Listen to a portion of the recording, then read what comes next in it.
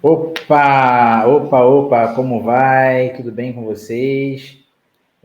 Hoje eu trago para vocês um pouco do conteúdo de direito digital, tá? Da aula ministrada na última sexta-feira, onde nós conversamos sobre esse assunto maravilhoso. Eu entendo que esse assunto é um assunto muito importante, mas lamentavelmente nós temos pouco tempo e um conteúdo muito grande para poder debater durante esse semestre.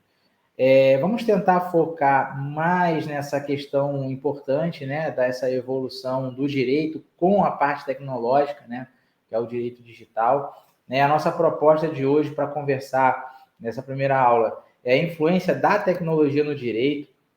O nosso objetivo é que nós atingimos em sala de aula e hoje nós vamos conversar aqui através do grupo, né? Que esse vídeo vai ser divulgado também na comunidade e vai ficar no meu canal do YouTube. Nós vamos falar. A intenção dessa conversa é que devemos compreender os impactos da tecnologia no direito e o seu contexto evolutivo. Tá? Não vou ler tudo que vai ser apresentado aqui, mas eu vou aproveitar o tema de chamada do texto e a gente vai conversar sobre uma questão prática e sobre a evolução do direito com a tecnologia. Eu acho que essas palavras tecnologia e digital são palavras similares, são palavras sinônimas, porém eu aceito mais a questão do digital, porque hoje nós vivemos uma era digital e nós vamos entender essa questão mais adiante. Tá, então vou voltar aqui rapidinho. Vamos entender a mudança da atuação dos operadores do direito em razão do avanço tecnológico. Beleza, é isso mesmo que a gente vai debater aqui. Nessa introdução, eu falo da importância da especialização nessa matéria de direito digital, porque é uma carreira, é uma parte do direito que está em grande evolução. Né? Eu converso na sala de aula com vocês o seguinte, lá em 2004, mais ou menos 2005, foi 2005 para 2006. Eu me especializei pela Universidade do Estado do Rio de Janeiro, num curso de extensão, em direito do entretenimento. E lá dentro eu vi direito autoral, vi a parte de legislação esportiva. Depois eu me ramifiquei e me especializei em desportivo, né? Também. E aí depois eu comecei a correr por outras áreas também acessórias e achei licitações, me especializei também. Fiz minha pós-graduação em Direito Processual Civil e aí fui caminhando, né, na carreira do direito, sempre ministrando aulas, inclusive para cursinho. Mas de 2019 para cá, eu coloquei na cabeça que eu queria transformar o escritório em uma espécie de startup, né? Aumentar o meu efetivo, baratear custo e oferecer um serviço de qualidade para os clientes, que nós trabalhamos com prestação de serviço, né? Serviços jurídicos, e eu queria baixar o custo para poder aumentar a qualidade e trazer mais colaboradores e parceiros para o escritório. Mas ao longo desses anos, nós começamos a perceber, né, que algumas áreas começaram a ser boas, né? E como a gente fala, deu bom. Então a parte de registros de marcas e patentes são matérias interessantes para estudar. É uma área bem nichada, não deixando a parte tradicional do direito, tá? Que é a parte civil, a parte criminal, a parte previdenciária, que são partes tradicionais que as pessoas têm o hábito de trabalhar. Mas, falando de direito digital, né, com essa expansão da internet e o desenvolvimento de novas tecnologias, esse avanço da tecnologia de informação, é uma área do direito muito promissora. Tá bom, gente? Vale a pena conhecer bastante. Né? O direito digital é uma área que visa a regulação das relações em ambientes virtuais. Antigamente, achávamos que esse mundo virtual era um mundo desconhecido e um mundo que eu pudesse entrar e fazer o que queria. Mas não é assim, né? Na medida que o direito vai evoluindo, a tecnologia vai evoluindo, o poder público também evolui, né? Falando de internet, vazamento de informações, dados pessoais, né? O famoso nudes, né? Fotos íntimas que as pessoas guardam em seus equipamentos como notebook, celular. ou até mesmo arquivam em nuvem, que nós vamos falar um pouquinho mais adiante. Os hackers que invadem as máquinas, os notebooks e as máquinas de computadores das empresas, que vazam a informação. O poder público também evoluiu. Então, o poder público criou as delegacias especializadas. Então, os crimes na internet são investigados por delegacias especializadas. Existem policiais especializados nessa área de investigação, tá certo? Então, o direito digital, ele protege esse novo mundo, né? Esse novo mundo virtual, vamos dizer assim. Não é mais uma terra desconhecida. Hoje existem limitações, existem crimes previstos no Código Penal. O Código Penal vem sofrendo inovação a cada tempo, né? A cada ano. Então, assim como outras leis, porque a evolução ela é constante em todas as áreas do direito. Então, nós temos a área digital, né, a tecnologia, já sendo mapeada por nossa legislação, tá certo? E aí eu explico para vocês aqui, né? É possível perceber que esse é um ramo que tem o diálogo com outras áreas do direito, né, como o civil, o direito do consumidor, o direito penal, tá? Por que eu falo que o direito digital, ele conversa, ele fala, ele se aproxima do direito civil? Porque dentro dessa questão digital existe a proteção de dados, então existem contratos, e contratos nós estudamos na área de direito civil. Por que eu falo que o direito digital se aproxima do direito do consumidor? Porque dentro de plataformas digitais nós conseguimos fazer compras através de plataformas digitais, são as compras virtuais, né? Você olha o desenho do que você quer, do produto, né? A foto, a imagem, você escolhe aquilo ali, passa seu cartão de crédito, compra, e em tantos dias esse produto chega na sua casa. Então existe uma relação de consumo. Daí a parte tributária, da mesma maneira que você efetua a compra, a nota fiscal vai chegar no seu e-mail, então existe a questão tributária onde vai se deduzir o imposto daquela nota. E a parte do direito penal, se você invade alguma máquina de alguém para poder buscar dados e fornecer para outras pessoas, ou fotos ou vídeos, aí você incorre em crime. Então também conversa com a área penal. Então essa é a relação do direito digital com outras áreas do direito, tá certo? Eu conversei na sala de aula que antigamente no escritório nós recebíamos bolos de papel, né? Hoje em dia não é mais assim. Nós arquivamos documentos em nuvens. Usamos HD, o HD já está ficando ultrapassado, porque antigamente era o disquete, né? Então, depois passou o pendrive, agora temos HD.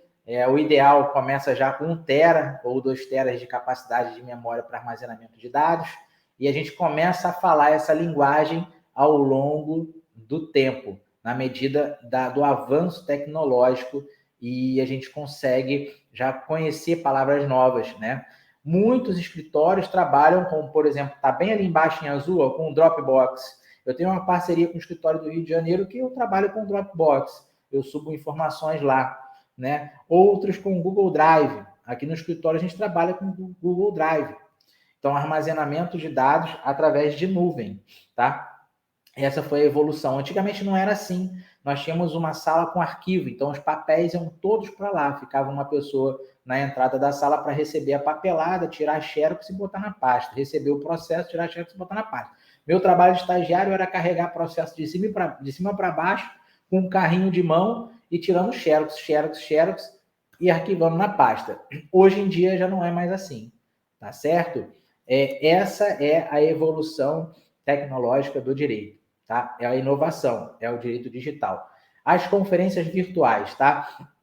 Eu cito aqui o Skype, cito aqui outras plataformas, mas de forma comum, o que se acontece no dia a dia do advogado em Rondônia, no estado de Rondônia, é que as audiências de juizado especial civil acontecem pelo WhatsApp, pela videochamada de WhatsApp, né? O conciliador abre um grupo, chama os advogados, os prepostos e as partes para uma conversa no grupo e no horário marcado faz uma chamada de vídeo. Quando todos estão na sala, ele faz um print da imagem e encaminha para o processo, tá certo? Então, as audiências de juizado especial civil no Tribunal de Justiça do Estado de Rondônia acontecem pelo WhatsApp, tá? As audiências de vara civil e criminal acontecem pelo Google Meet, que é uma plataforma que todos conhecem. A trabalhista também. Tá? Outros tribunais utilizam-se de outras plataformas. Por exemplo, o Tribunal de Justiça do Estado do Rio de Janeiro usa o TeamView, que é uma outra plataforma. Eu não me adequei muito, eu prefiro o Google Meet. Outro tribunal de outro estado, eu já realizei audiência pelo Zoom, na plataforma Zoom. Então, essas plataformas foram criadas e todas as conferências, né, como foram colocadas virtuais, que são as audiências, hoje em dia são através dessas plataformas, que há 10 anos atrás não era assim, há 5 anos atrás não era assim, há 4 anos atrás também não era assim. Tudo eu acredito que é de uma forma positiva que foi gerada através da pandemia, apesar de ter sido um momento muito ruim para todos nós, né, para a humanidade. Nós perdemos muitas pessoas queridas nessa época de pandemia, mas trouxe essa inovação no digital para a gente, principalmente do operador do direito, tá certo? Os softwares jurídicos, né? Como eu comentei na sala de aula, no nosso escritório nós temos uma plataforma. Essa plataforma nós cadastramos processos, registramos numeração em nome das partes e automaticamente ela busca o local de onde está tramitando esse processo. Então, nós recebemos andamentos processuais pelo push do e-mail, pelo e-mail da plataforma, e nós conseguimos alimentar essa plataforma com informações, gerando acesso direto para o e-mail do cliente. Então, hoje em dia, existem diversas plataformas que ajudam o profissional do direito a administrar seus processos, tanto na parte de acompanhamento processual, aviso de prazos, armazenamento de documentos, como na parte financeira também. Tá? Eles colocam uma planilha financeira dentro do software e aí o advogado responsável pelo processo consegue controlar recolhimento de guia, pagamento de honorários, pagamento de condenação e dentre outras situações financeiras. Hoje em dia, os softwares estão oferecendo essa administração do escritório, coisa que antigamente não tinha, tá certo?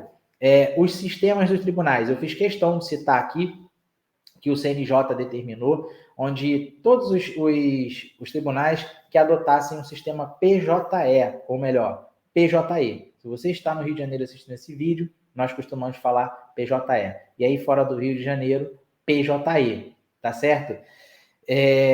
Então, em sala de aula, eu queria demonstrar isso, mas não tivemos tempo, né? Nosso tempo de aula de digital é muito curto, mas eu vou ter essa oportunidade de repente, até gravar por aqui, espelhando a tela do meu computador, o acesso a um tribunal de justiça através do sistema PJE. Tá? Então, a uniformização dos tribunais através dessa plataforma vem sendo desenvolvida ao longo do tempo. Tá? O Tribunal de Justiça do Estado do Rio de Janeiro, ele tinha um sistema, depois modificou para outro, e agora está adotando o PJE. Então, ele tem 3 acessos. O Tribunal de Justiça de Rondônia somente pelo o PJE. O Tribunal de Justiça de Goiás é um outro sistema. Lá no Sul tem o EPROC, em São Paulo tem o ESAGE. Então, são plataformas completamente diferentes, mas todos os tribunais regionais possuem sua plataforma. Se não for o PJE, é uma outra plataforma. Tudo está informatizado. As petições hoje são eletrônicas e nós usamos um token, tá? Para poder fazer assinatura virtual. Então, esse token é o que o advogado adquire depois que se forma, que é isso daqui, tá? Você paga uma taxa de habilitação, coloco no computador e eu tenho a minha assinatura virtual através de sistema, tá? Então, tudo hoje é virtual. O marketing digital. Eu queria mais tempo para poder falar sobre isso, né? Na nossa carreira hoje, o marketing digital eu vejo como fundamental, tá? Respeitando, obviamente, o nosso código de ética, tá? Que nos proíbe de algumas situações, tá? Captação direta de cliente através de internet, outdoor, por exemplo, panfletagem, a gente não pode fazer. Mas divulgar conteúdos para orientar melhor, por exemplo, os consumidores, as pessoas, os empresários, tá? Os trabalhadores, falar sobre lei, explicar um pouco sobre a legislação, apresentar resultados preservando os dados dos seus clientes através da internet, é um negócio bastante interessante. Então, o marketing digital, através de plataformas também, de aplicativos, nos ajudam muito, tá? Hoje eu utilizo plataforma como de rede social para poder falar e fazer jogos de pergunta e resposta, divulgar um pouco de conteúdo digital para alunos. Hoje eu tenho um curso na plataforma digital da Hotmart, que é vendido. Então, tudo isso facilita para a gente divulgar o nosso trabalho. E estamos aproveitando também essa novidade do WhatsApp com a comunidade. Então, vocês vão receber esse vídeo através de uma comunidade, através de um grupo. Então, as pessoas se unem através de um aplicativo digital para poder disseminar conhecimento e propaganda também, né? Que as pessoas fazem muita propaganda pelo WhatsApp, tá certo? Estamos aproveitando a questão do marketing digital. É importante vocês se atentarem aos termos, né, digitais, os termos novos, né? Como, por exemplo, tráfego pago, tráfego orgânico, que é isso que vai alimentar a movimentação e dados pela internet dentro daquilo que a gente deseja, né? No meu caso, por exemplo, como eu ministro aulas em graduação e cursinhos, os meus cursos que são digitais, eu opero com tráfego pago, tá? Alguns conteúdos que eu divulgo pelas minhas redes sociais é o tráfego orgânico, eu não pago para poder divulgar. As pessoas vão seguindo e vão se alimentando daquele conteúdo, tá? Então é importante ler um pouco mais sobre marketing digital.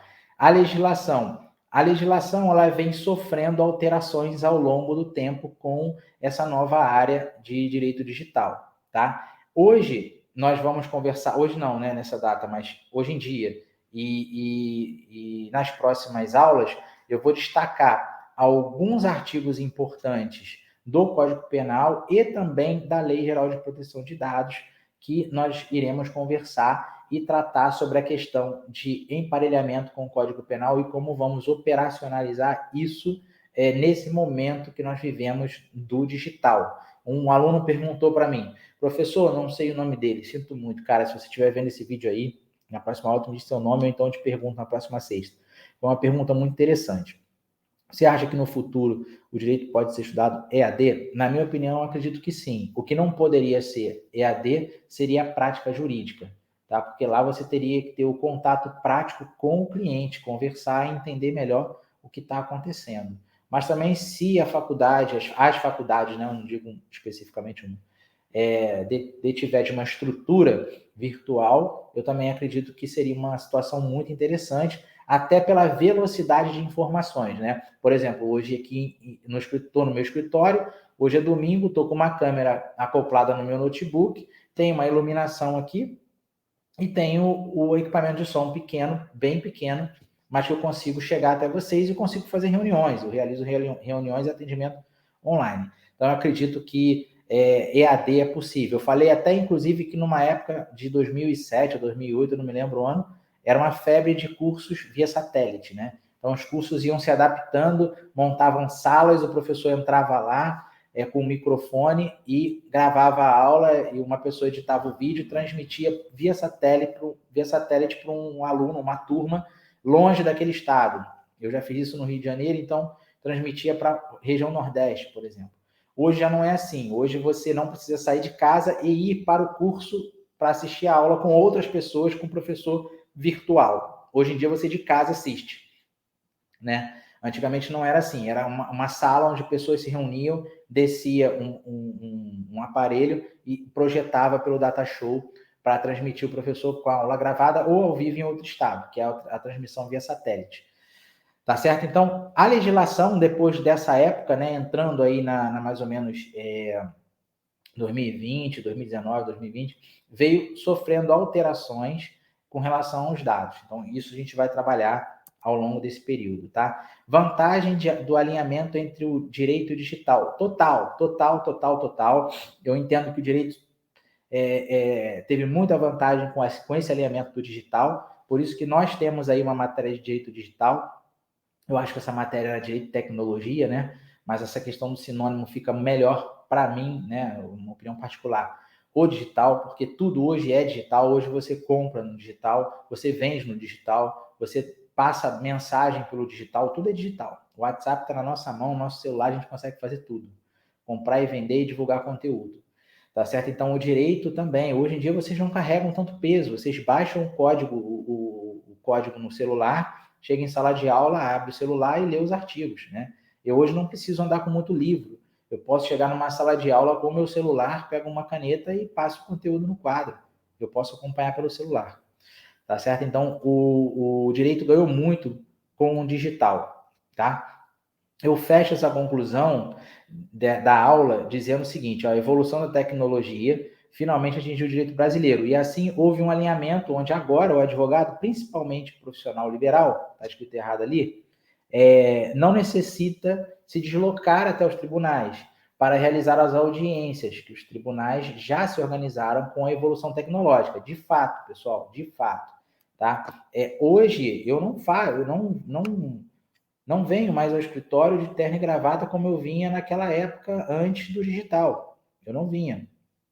Eu apenas venho bem arrumado, né? Uma roupa social, mas eu tenho tudo no escritório. Tenho calça, sapato, paletó, gravata, tudo preparado para uma audiência virtual. Caso eu tenha que fazer um despacho com algum juiz em algum fórum, eu vou adequado.